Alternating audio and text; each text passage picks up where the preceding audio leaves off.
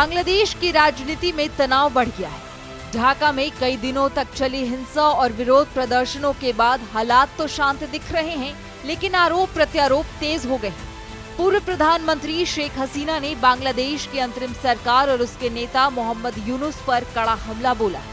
उन्होंने कहा कि देश में जो भी समस्या है उसके लिए यूनुस जिम्मेदार है। शेख हसीना ने भारत में बैठकर न्यूज एजेंसी ANI को ईमेल इंटरव्यू में बताया कि शरीफ उस्मान हादी की हत्या के बाद फैली हिंसा ने देश के हालात बिगाड़े हैं और पड़ोसी देशों के साथ रिश्तों को भी प्रभावित किया।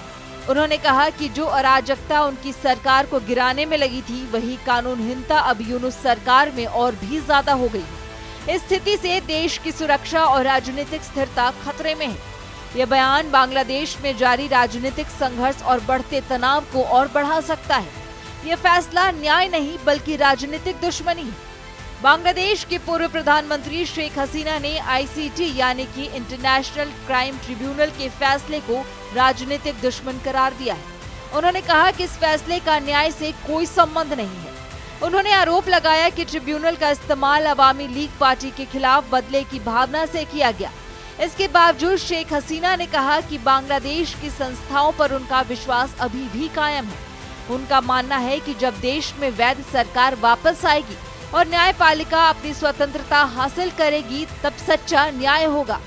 शेख हसीना का यह बयान बांग्लादेश की राजनीतिक परिस्थिति और न्याय प्रणाली पर चल रहे विवादों को लेकर अहम माना जा रहा है। नॉर्थ ईस्ट पर टिप्पणी को कहा खतरनाक। हसीना ने कट्टरपंथी इस्लामी ताकतों के बढ़ते असर को लेकर चिंता जताई। उन्होंने दावा किया कि यूनुस ने दोष सिद्ध आतंकवादियों को जेल से रिहा कर दिया। हसीना ने कहा कि मैं इस चिंता को समझती हूं और लाखों बांग्लादेशी भी समझते हैं जो उस सुरक्षित धर्मनिरपेक्ष देश को पसंद करते हैं जो हम कभी थे।